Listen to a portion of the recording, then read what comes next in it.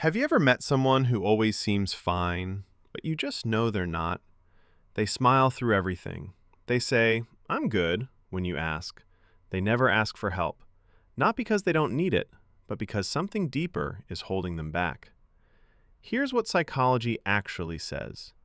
People who keep their problems to themselves aren't just private. They share a very specific set of traits. And once you know these traits, you'll start recognizing them in the people closest to you, or maybe in the mirror. Channel introduction plus promise. Welcome back. Or, if you're new here, welcome. This channel is about understanding human behavior, emotions, and the psychology behind why we do what we do. Today, we're breaking down 7 traits that people who hide their struggles typically share. This isn't about judging anyone. It's about understanding ourselves and the people we care about. Stay until the end, because trait number 7 is the one most people never talk about, and it's the most important one. They have an extremely high pain tolerance. They've been through difficult things before, and they survived.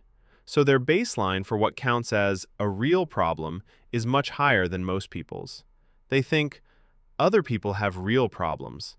Mine aren't bad enough to mention. Psychologists call this emotional minimization, and over time, it rewires the brain to suppress distress signals automatically. They don't even realize they're doing it. They deeply fear being a burden. This one runs deep. They've often learned through experience that sharing their problems makes others uncomfortable, or that people eventually pull away. So they protect everyone around them by going silent. I don't want to stress them out. They have their own problems. I'll deal with it. Sound familiar? This trait is especially common in people who grew up in households where emotions weren't discussed openly. They are fiercely self-reliant. They figured things out alone when they were younger, and it worked. So independence became their identity. Asking for help feels like failure, like weakness, like admitting they can't handle life. But here's the irony. Research from the University of Michigan shows that self-reliance, when taken to the extreme, actually increases long-term stress and reduces resilience. The very thing that felt like strength becomes a trap. They are highly empathetic, but rarely receive it. Here's the fascinating part. These people are often the first to notice when something is wrong with you. They check in, they listen, they show up. But when someone asks how they're doing, they deflect, they redirect the conversation. They'd rather be the helper than the helped. This is sometimes called the caretaker mask in psychology, and it's exhausting to wear every single day. They struggle with trust, even with people they love. At some point, they opened up, and something went wrong. Maybe they were judged. Maybe the person gossiped. Maybe they just felt like no one really understood, and that hurt worse than staying quiet. So now, they have an unspoken rule. Keep it in. They're not distant because they don't care. They're careful because they've been burned before. They are masters at controlling their outward appearance. They've practiced this for years.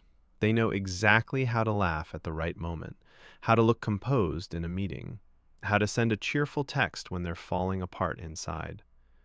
Social psychologists call this surface acting, and while it protects them in the short term, research shows it significantly increases emotional exhaustion and even physical health issues over time. The performance is convincing, but it costs them enormously. They don't believe their pain is valid enough. This is the big one, the one nobody talks about. Deep down, they don't feel like they deserve support. They compare their pain to others and always come up short.